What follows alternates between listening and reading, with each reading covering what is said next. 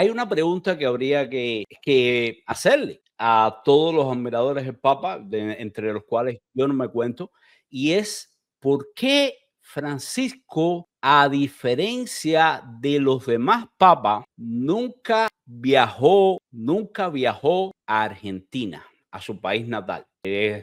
Tenemos el caso, por ejemplo, del Papa Juan Pablo II, San Juan Pablo II, que ya fue el santo. Su primer viaje internacional precisamente fue a Polonia y después regresó en 2 o 3 ocasiones más. El Papa posterior a Juan Pablo II también regresó a Alemania en su primer viaje internacional.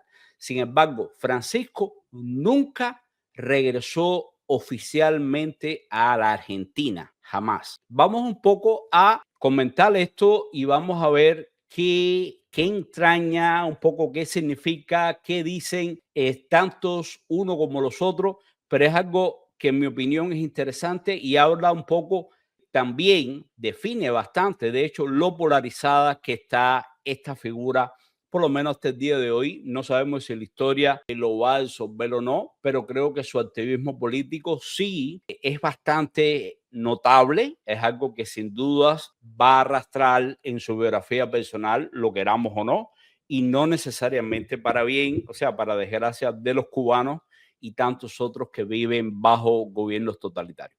Vamos a ver un momentico este reportaje.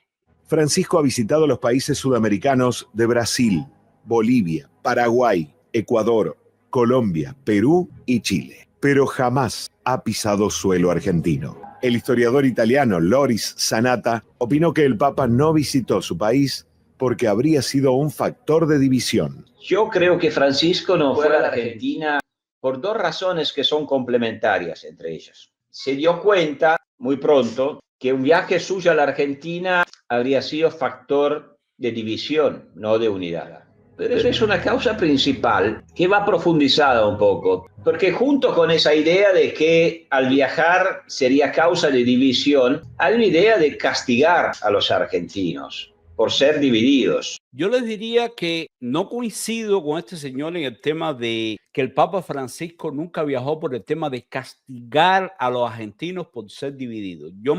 Yo creo que más bien tiene que ver, y que me corrijan si estoy equivocado, con que una figura tan polémica, que estuvo tan aliada a la izquierda, pero que al mismo tiempo tuvo un periodo ahí bastante funesto cuando las dictaduras militares, que si bien él no era un aliado abierto de estas dictaduras militares, sí permaneció como si nada, flotando, tratando de pasar desapercibido, y a pesar de tener un cargo importante dentro de la iglesia, se supo manejar ahí y sobrevivir y sin problema ninguno, hasta que terminan las dictaduras militares, regresa a la democracia argentina. Pero fíjense que aunque él se definía como peronista, pero peronista de los inicios, o sea, del Perón, que fue un dictador, de Evita Perón, etcétera, etcétera, lo cual yo diría que es incluso peor, porque Perón también fue un dictador totalitario. Ahora, fíjense que incluso estando el arzobispado apenas a unos pasos de la Casa Rosada, el Papa,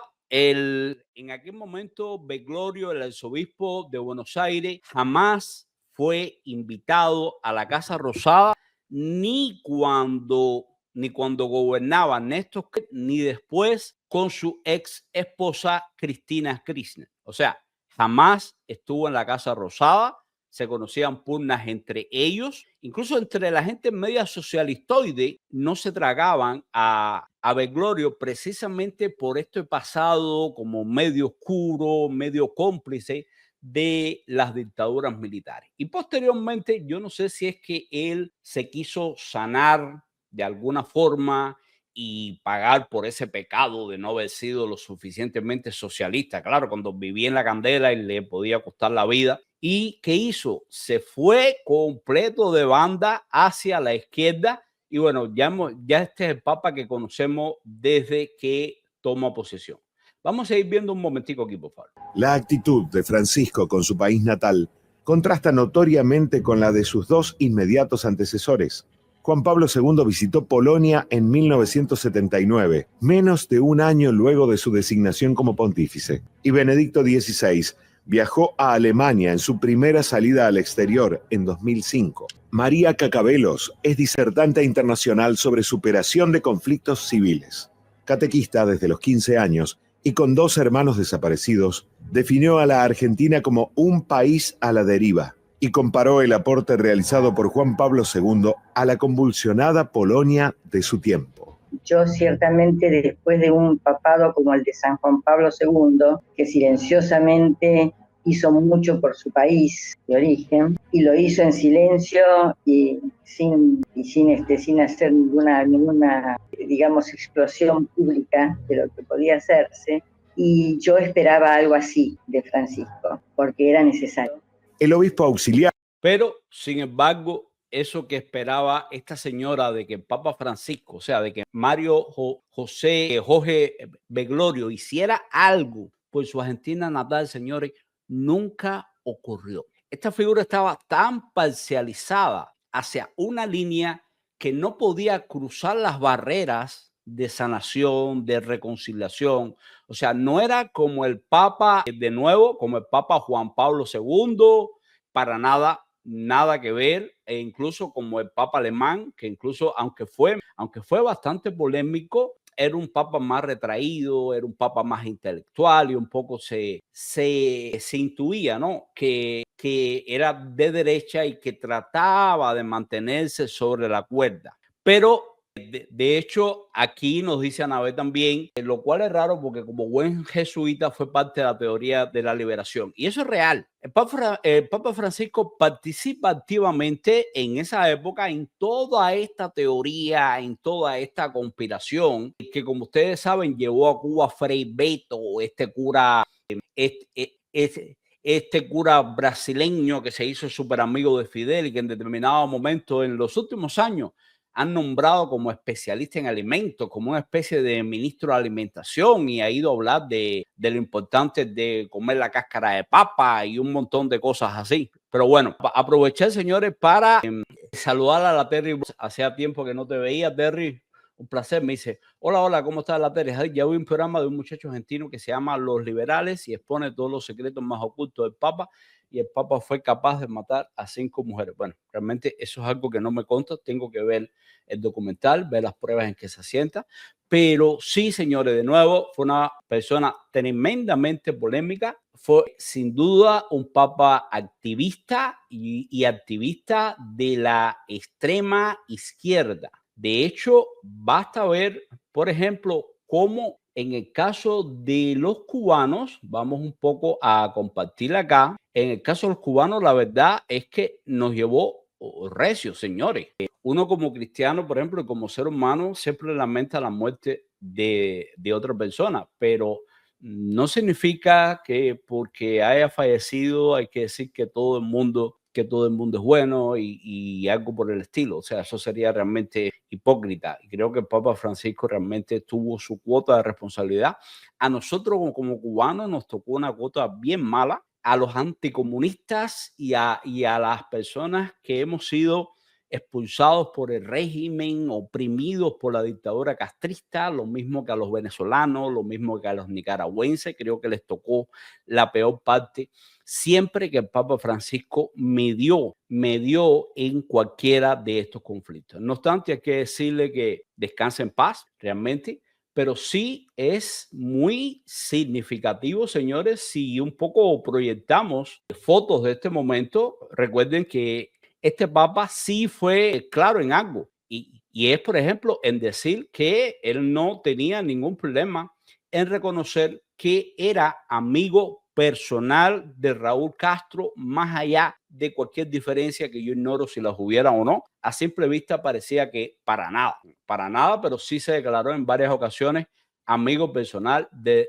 Raúl Castro, lo cual es muy llamativo porque Raúl Castro es completamente ateo, completamente anticlerical, y la verdad es que resulta como discordante este tipo de afirmación del Papa Bergoglio, que en paz descanse, cuando dice que Raúl Castro sin duda es su amigo. él lo considera amigo. Aquí lo vemos de hecho con Díaz-Canel, pueden ver la cercanía que los une. Aquí lo vemos con el difunto tiranosaurio en jefe y realmente creo que para nada se ve realmente que estaba fascinado en la presencia de, bueno, de este tipo de personajes. Aquí lo tenemos de hecho con Nicolás Maduro, lo tenemos con Evo Morales, lo tenemos, bueno, dándole la bendición a Nicolás Maduro. Miren aquí con Cristina Fernández de Kirchner, con quien de nuevo durante la presidencia jamás pudo acercarse a la Casa Rosada porque simplemente ni Cristina ni Néstor nunca lo recibieron. O sea, tenían unas rencillas ahí de siempre que realmente aquello era el cuento de nunca acabar. Aquí lo tenemos con Correa. De hecho, hay infinidad de fotos. Miren aquí con Petro, por ejemplo, con Raúl Castro. Aquí se le ve miren esto, con Lula da Silva. Y realmente, como les decía, o sea, son encuentros, o sea, bastante cercanos con gente que él identificaba, bueno, como sus amigos, como gente que él consideraba bastante. Ahora, sin embargo, hubo también algo que hay que tener en cuenta y fue precisamente en un momento determinado en que muchísimos cubanos se acercaron con una bandera, fueron africanos y se reunieron más de 1,000 personas. Y simplemente, señores, a estas personas pacifistas con una bandera cubana que trataron de acercarse al Vaticano, nunca se les permitió hacerlo. O sea, nunca tuvieron acceso a su derecho de manifestación, ni siquiera fueron recibidos en ningún momento por el Papa, ni nada por el estilo. Aquí vemos a Efrén Pulgarón, por ejemplo, gran amigo cristiano de toda la vida y quien realmente quedó bien decepcionado por estas circunstancias. O sea, él nos dice que ese es el Papa que más se recuerda, lo cual es lamentable, señores. Miren aquí, por ejemplo, la manifestación cuando tuvo lugar. Se lograron reunir más de 1,000 cubanos en Roma, nada más y nada menos, señores, y sin embargo fue bloqueada por la policía y no los dejaron acercarse, lo cual realmente fue algo bien lamentable, pero bueno, es algo que se veía venir durante todo este tiempo. Sí, Francisco estuvo bien enfermo, realmente tuvo la oportunidad de por lo menos despedirse, de estar ahí él en un acto bien simbólico al término de la Semana Santa. Y de hecho quiero compartir con ustedes unas imágenes de la última vez que se le ve en público, porque sin duda, señores, estamos hablando de una figura histórica que, como les digo, es muy polémica. Hay gente que lo ama, hay gente que no lo soporta, pero bueno, son figuras polémicas que datan de la historia de la humanidad,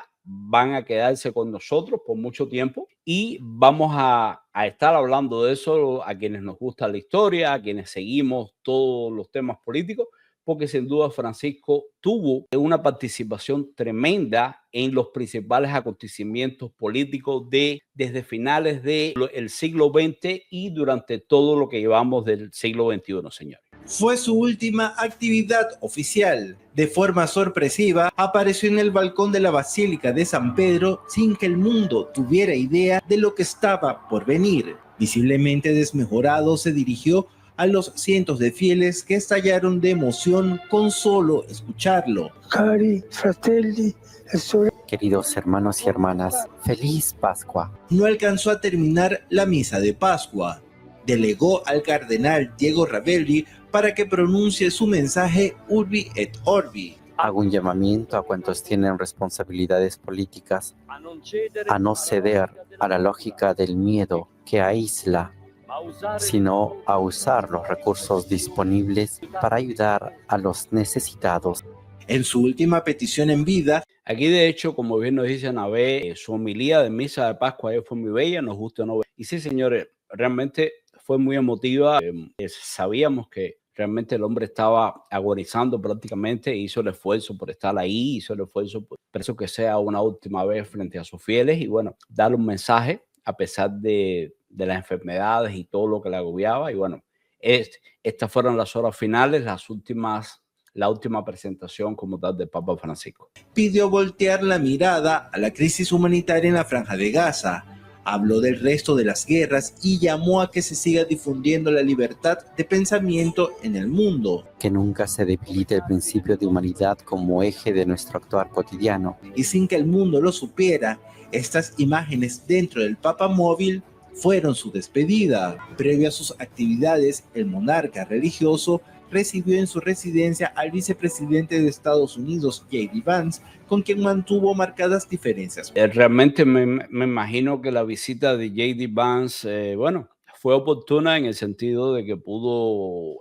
por lo menos saludarlo y todo esto, pero que no fue nada agradable con el Papa. Ya sabemos las tremendas diferencias y las tremendas críticas que le hizo el Papa en vida a la administración Trump, y por supuesto que J.D. Vance tiene implícito ese mensaje también. Pero bueno, más allá de eso, señores, ya, por ejemplo, en este momento se sabe que el presidente Donald Trump, así como su esposa Melania, van a asistir a las exequias del Papa. O sea, más allá de diferencias, señores, que sabemos que las hay, siempre hay un principio de humanidad, de estar presente, de liderazgo, y en ese sentido Donald Trump no va a hacer la diferencia, va a estar con su esposa ahí. Sabemos que las relaciones fueron muy tirantes, pero de nuevo los Estados Unidos va a estar presente en la ceremonia de los funerales del Papa. Y bueno, vamos a ver qué sucede por allá. También puede ser una oportunidad para que Donald Trump se reúna con otros